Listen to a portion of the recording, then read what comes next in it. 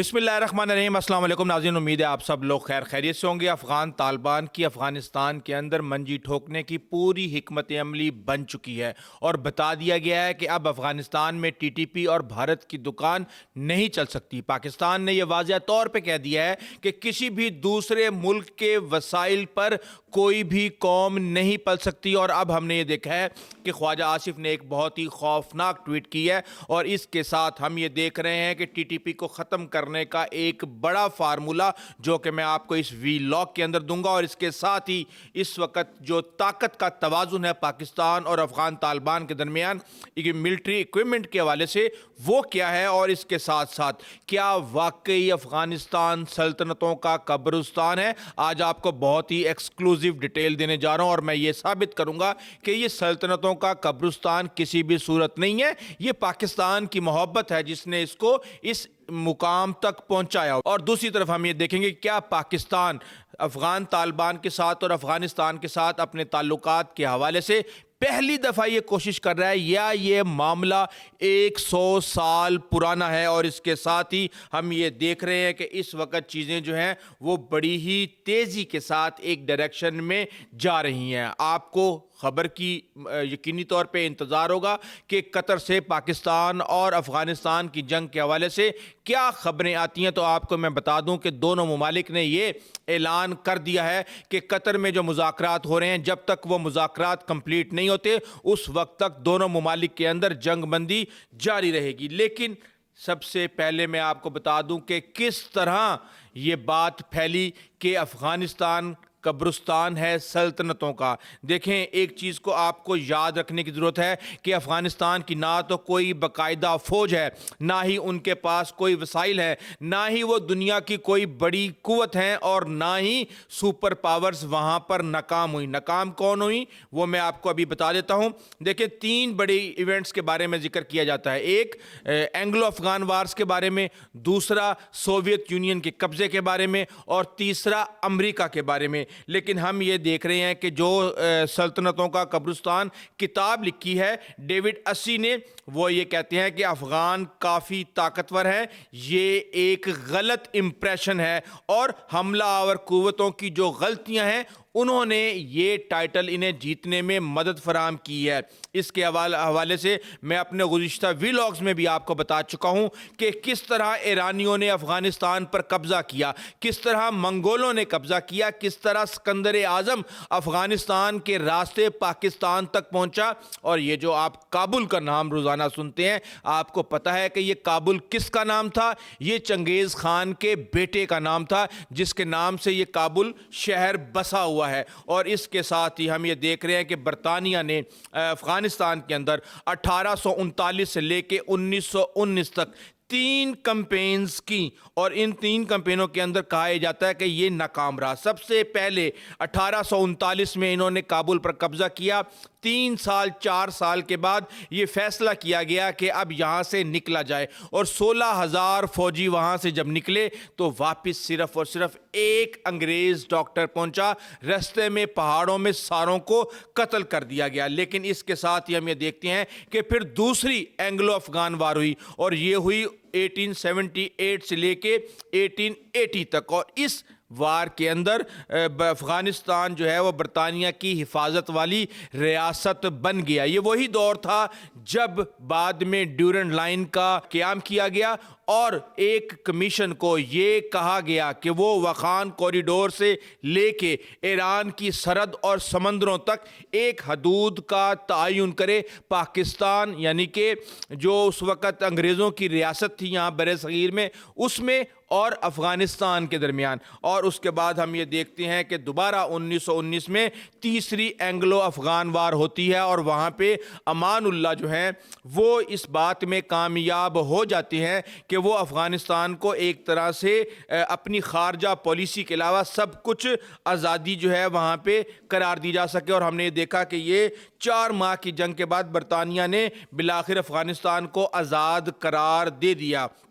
1920 میں جب امیر امان اللہ نے وہاں پر کچھ روایات کو تبدیل کرنے کی کوشش کی، خاص طور پہ خواتین کے پردے، کوئی مذہبی چیزیں اور قبائل کی رسومات، تو وہاں پہ خانہ جنگی شروع ہو گئی۔ لیکن آپ کو ایک بات بتا دوں کہ واخان کوریڈور جب افغانستان کو دیا تھا تو یہ دور تھا میر عبد الرحمان کا۔ میر عبد الرحمان 1901 میں وفات پا گئے جب ان کو واخان کوریڈور دیا گیا تھا اور بفر زون بنایا گیا تھا برطانوی سلطنت اور روسی سلطنت کے درمیان۔ تو اس وقت میر عبد الرحمان کو برطانیہ کی طرف سے خاص طور پہ وظیفہ بھی دیا جاتا تھا۔ پھر ہم یہ دیکھتے ہیں کہ اس کے بعد امان اللہ آتے ہیں اور وہ جنگ لڑتی ہیں جو میں نے آپ کو بتایا، جس کے بعد افغانستان میں کامیابی کچھ حاصل ہوئی۔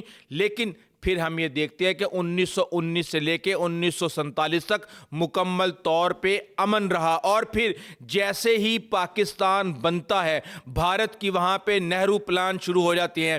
قائد اعظم یہاں تک کہ اپنا انوائے بھیجنے کی کوشش کرتے ہیں افغانستان میں اور ان تمام معاملات کو بات چیت سے حل کرنے کی کوشش کرتے ہیں، لیکن ہمیشہ ہی بھارت نے اور بھارت کے جو ٹولہ ہے انہوں نے افغانستان میں انویسٹمنٹ کر کے لوگوں کو خرید کے پاکستان کے اندر بدامنی پیدا کرنے کی کوشش کی ہے۔ اور میں آپ کو بتا دوں کہ پختونستان کے حوالے سے چاہے ریفرنڈم ہو، چاہے ایران کے اندر آزاد ریاست کا قیام ہو وہاں پہ، اور اس کے علاوہ 6000 جنگجوؤں کا پاکستان پر اٹیک کرنا ہو، پھر 15000 جنگجوؤں کا پاکستان پر اٹیک کرنا ہو، کابل سمیت بہت سی جگہوں پہ پاکستان کے کونسلیٹس کو آگ لگا دینا ہو، افغانستان سے پاکستان کے تعلقات جو ہے کئی سال تک ختم رہے، اور پھر اس کے بعد شاہ ایران نے ان کو کنٹینیو کروایا۔ پاکستان کی بہت بڑی سٹرگل ہے اس کے اندر، اور پاکستان ہمیشہ اس کے اوپر کوشش کرتا رہا ہے۔ اس کے بعد ہم نے یہ دیکھا کہ جب کبھی پاکستان سے کوئی بھی ناراض ہوا تو اس کو ٹریننگ کیمپ بنانے کے لیے اگر پوری دنیا میں کوئی جگہ ملی تو وہ تھی افغانستان۔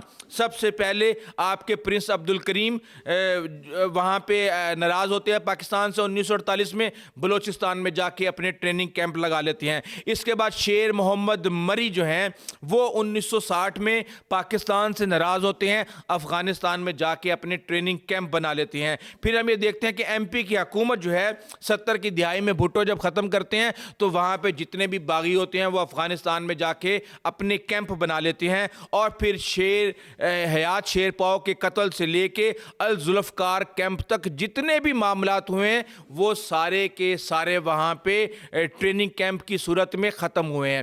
ہم یہ دیکھتے ہیں کہ جب ظاہر شاہ سے بغاوت کی داؤد خان نے اور پاکستان کی مخالفت کی، بھارتی فنڈنگ کے اوپر وہ چلتے رہے، تو اس کے بعد بھی ہم نے یہ دیکھا کہ پاکستان مسلسل کوشش کرتا رہا۔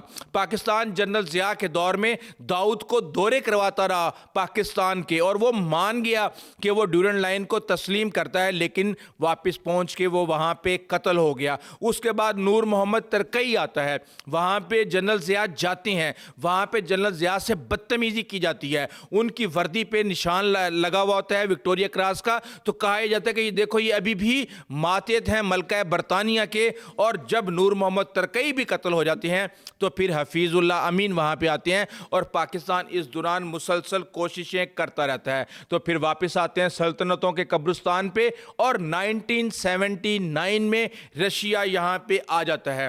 مجاہدین کی تنظیمیں ہوتی ہیں، تنظیم سازی ہوتی ہے، پاکستان امریکہ اور چین کی مدد سے ان کو سپورٹ کرتا ہے۔ شہروں میں رشیا کی حکمرانی ہوتی ہے تو دیہاتوں میں مجاہدین کی حکمرانی ہوتی ہے، اور اس کے ساتھ ہم یہ دیکھتے ہیں کہ 15 لاکھ لوگ اس میں جاں بحق ہوئے، اور تقریباً 5 ملین یعنی 50 لاکھ لوگ جو ہیں انہوں نے مائیگریشن کی، جن میں سے 30 لاکھ لوگ جو ہیں ان کو پاکستان نے پناہ دی، جو اب پاکستان کے گلے کی ہڈی بنے ہوئے ہیں۔ اس کے ساتھ ہم یہ دیکھتے ہیں کہ میخائیل گورباچوف کے دور میں 1988 میں جب رشین فیڈریشن ٹوٹنا شروع ہوئی اور وہ مالی بدحالی کا شکار ہوئی تو وہاں سے نکلنا ضروری ہو گیا، اور پھر ہم یہ دیکھتے ہیں کہ 2001 میں امریکنز آتے ہیں، کابل کو فتح کرتے ہیں، طالبان کو ہتھیار ڈالنے پر مجبور کرتے ہیں، اور اس کے بعد ہم یہ کہتے ہیں کہ فوجی اور سفارتی کوششیں وہ کوششیں جنہوں نے امریکہ کو یہاں پر ناکام کیا. پوری دنیا سے آپ پوچھ لیں کہ یہ ایک پالیسی تھی جس کی وجہ سے افغان میں جو یہ طالبان تھے وہاں پہ یہ بچ گئے, اور وہ یہ تھی کہ امریکہ اور عالمی برادری پاکستان کو پراکسی جنگ کرنے سے نہیں روک سکی, جس میں پاکستان اس وقت کے مطابق کامیاب رہا اور انہوں نے افغان طالبان کو اپنی سرزمین پہ نہ صرف پناہ دی بلکہ پھلنے پھولنے کا موقع بھی دیا. اب یہاں پہ ہم یہ دیکھتے ہیں کہ اصل کھیل ہوتا ہے پیسے کا. جب دوسری جنگ عظیم ہوئی تو 1919 میں امریکہ جو برطانیہ کی معیشت بہت کمزور ہو چکی تھی اور اس کو اپنے اخراجات کو کم کرنے کے لیے یہاں سے نکلنا ہی نکلنا تھا. 1988 میں USSR کے پاس پیسے ختم ہو گئے تھے, ہتھیار ان کے پاس موجود تھے اور پھر ان کو وہاں سے نکلنا ہی نکلنا تھا. ہم یہ دیکھ رہے ہیں کہ سوویت یونین نے اپنے 10 سالہ اقتدار کے اندر وہاں پہ $2 ارب سالانہ خرچ کیے, لیکن امریکہ نے وہاں پر سالانہ $100 بلین خرچ کیا, اور 2010 سے 2012 کے درمیان جو ان کے اخراجات ہیں اس کے مطابق امریکہ کا افغانستان کے اندر خرچہ سالانہ $100 بلین تھا, جس کے بعد یہ فیصلہ کیا گیا کہ اب یہاں سے نکلنا ہی بہتر ہے اور پاکستان کے ہوتے ہوئے افغان طالبان کو شکست دینا تقریباً ناممکن ہو چکا تھا امریکہ کے لیے. اب یہ ساری کی ساری چیزیں تو کوئی نہیں آپ کو بتاتا, اصل حقیقت یہ کہ اگر پاکستان نہ ہوتا اور پاکستان کی سپورٹ افغانستان کے ساتھ نہ ہوتی تو نہ ہی یہ رشیا کو شکست دے سکتے اور نہ ہی یہ امریکہ کو ہرا سکتے تھے. لیکن اب پاکستان نے اعلان جنگ کر دیا ہے. ایک بات کو سمجھنے کی ضرورت ہے کہ اگر افغان طالبان TTP کے حوالے سے ہمارے ساتھ مذاکرات میں کامیاب ہو جاتے ہیں تو وہاں پہ 2 دکانیں بند ہوں گی.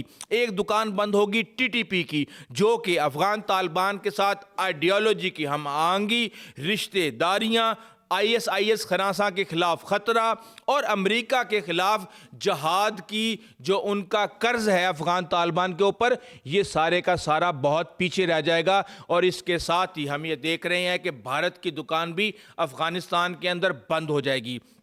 ایک بات بہت آسان ہے کہ جب پاکستان نے افغان طالبان سے بات کی کہ اس خطرے کو یہاں پاکستان سے ہٹایا جائے تو انہوں نے پاکستان کو یہ آفر کی کہ ہم ان کو بداخشاں یا پرلی طرف ازبکستان, آذربائیجان وغیرہ کی سرحدوں پہ بھیج دیتے ہیں, آپ ہمیں $10 بلین دے دیں. پاکستان نے یہ کہا کہ جناب ہم 10 ارب روپیہ ہم آپ کو دے دیتے ہیں, لیکن آپ ہمیں گارنٹی دے دیں کہ یہ لوگ دوبارہ یہاں پہ آ کے پاکستان پر حملہ نہیں کریں گے. تو وہاں پہ ان کو سانپ سونگ گیا اور کسی بھی افغان طالبان یا حکومتی ترجمان جو اس وقت وہاں پہ موجود ہیں کوئی بھی گارنٹی دینے میں کامیاب نہیں ہو سکا. تو اب ایک سمپل سی بات ہے, وہاں پہ پیسہ پھینک اور تماشا دیکھ, اس اصول کے تحت بھارت وہاں پہ حکمرانی کر رہا ہے اور افغان طالبان کو اپنی گود میں بٹھایا ہوا ہے.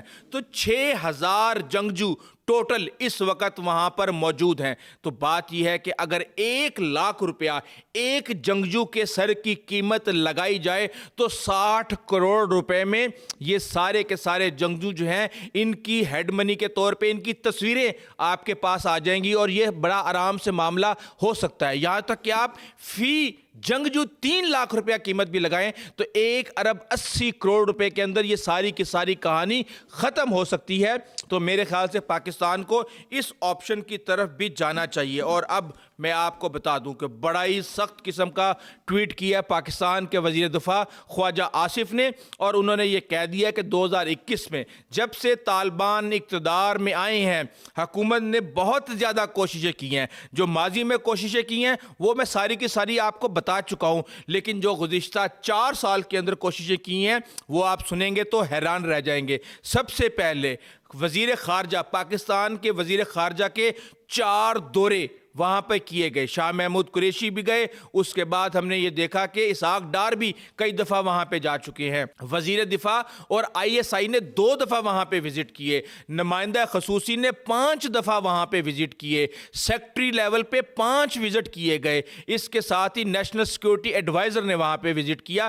جوائنٹ کوارڈینیشن کمیٹی کی میٹنگیں 8 میٹنگیں اس دوران ہو چکی ہیں, اور بارڈر کی جو فلیگ میٹنگز ہیں وہ 225 ہو چکی हैं। एहतजाजी मुरासले 836 पाकिस्तान जो है वो उनको दे चुका है। सालाना 225 मरासले जो है वो अफगान हुकूमत को दिए जा रहे हैं कि तुम बंदे के पुत्र बन जाओ वरना हमारे सब्र का पैमाना लबरेज हो जाएगा। और बहरहाल वो अब हो चुका है। 13 दफ़ा डिमार्च दिया जा चुका है अफगानिस्तान को, लेकिन इनके जो है ना कान पे जूं भी नहीं रेंग रही। और पाकिस्तान के 3844 लोग शहीद हो चुके हैं। क्या एक शहीद के बदले में उनके 2 बंदे मारना हमारे लिए फर्ज नहीं हो जाता? तो इसके लिए हमें हिकमत अमली निकालनी है। पाकिस्तान के ऊपर अब तक 10,347 हमले हो चुके हैं गुज़िश्ता 4 साल के अंदर, और हम ये देख रहे हैं कि इसके बाद अब ये सारी की सारी चीज़ें सामने आ गई हैं। और वज़ीर दिफा ने क्लियरली कह दिया है कि कल तक हमारी पनाह में थे ये अफगान तालिबान, हमारी ज़मीन पर छुपते फिरते थे। पाकिस्तान अब काबुल के साथ ताल्लुकात को माजी की तरह मुतहम्मिल नहीं हो सकता और पाक सरजमीन पर बैठे तमाम अफगानियों को अपने वतन जाना ही होगा। और अब काबुल में इनकी अपनी हुकूमत यानी खिलाफत आ चुकी है और इस्लामी इनकलाब आए 5 साल गुजर चुके हैं। पाकिस्तान के साथ हमसायों की तरह रहना होगा और हमारी सरजमीन और वसाइल 25 करोड़ पाकिस्तानियों की मलकियत हैं, उस पर किसी और को राज करने नहीं देंगे। और 5 दहाइयों की ज़बरदस्ती की मेहमान नवाजी के खात्मे का वक्त हुआ चाहता है।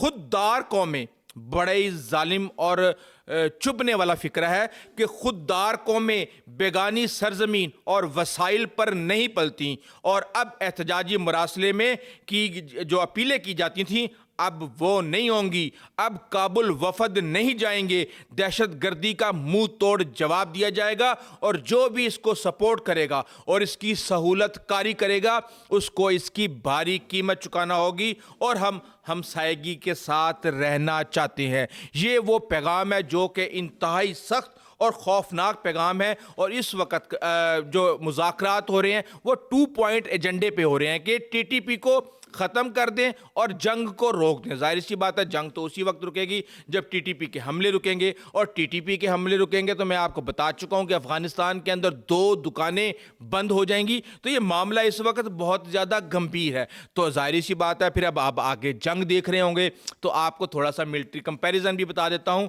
कोई कंपैरिजन नहीं है, बिल्कुल भी कोई कंपैरिजन नहीं है। ये कंपैरिजन सिर्फ मैं आपको वो दे रहा हूं कि जो चीज़ें उनके पास मौजूद हैं। सबसे पहले हमारे पास 2627 टैंक हैं जबकि अफगानिस्तान के अंदर सिर्फ 100 टैंक हैं। इसके साथ ही पाकिस्तान के पास बहरिया तो बहुत बड़ी है लेकिन अफगानिस्तान के पास समंदर ही मौजूद नहीं है। और हम ये देखते हैं कि एक्टिव फोर्सेस की बात की जाए तो 6.5 लाख पाकिस्तान के पास है तो 1,30,000 अफगानिस्तान के पास है, जबकि ये एक गलत फिगर है।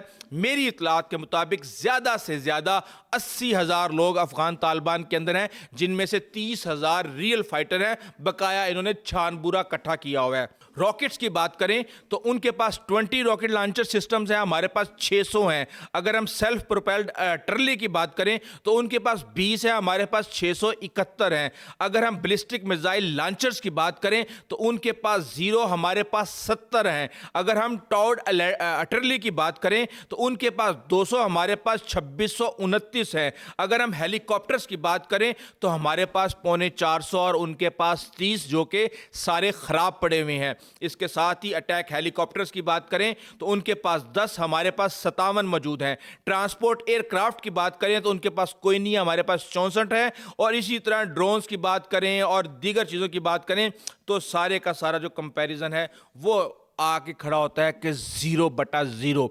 वो किसी भी लिहाज से पाकिस्तान का मुकाबला करने की सलाहियत नहीं रखते। वो गुरीला जंग करने की ज़रूर सलाहियत रखते हैं कि पहाड़ों में छुप के सामने आ जाए तो उसको गोली मार दें। तो हम अपनी सरहदों पे खड़े हैं, अपना दिफा कर रहे हैं, हमारा सामान हमारे पास मौजूद है, जंगी साजो सामान इस वक्त सरहद पर लग चुका है। अभी बहरहाल स्पेन बोल्दिक चमन वाली साइड पर हमने थोड़ा सा खोला है बॉर्डर को, लेकिन अब इस वक्त हकीकत ये है कि वो اور صرف پناہ گزینوں کو باہر بھیجنے کے لیے، افغانستان بھیجنے کے لیے. ادروائز اس وقت ہزاروں کی تعداد میں جو کنٹینرز ہیں ٹرانزٹ ٹریڈ کے، وہ وہاں پہ چیزیں خراب ہو رہی ہیں اور کسی بھی قسم کی تجارت کی اجازت نہیں دی جا رہی. بہرحال یہ ساری ڈیولپمنٹس ہیں. اس وقت چیزیں بڑی تیزی کے ساتھ موو کر رہی ہیں اور امید یہ ہے کہ اگلے 2 دنوں کے بعد ہمیں کوئی نہ کوئی ایسی خبر ملے گی جس میں آر ہوگا یا پار ہوگا. آر ہوگا تو اچھی بات ہے، پار ہو گیا تو وہ ہم خود ہی پار کروا لیں گے. ابھی تک کے لیے اتنا ہی. آئندہ تک اجازت دیجیے. اللہ حافظ.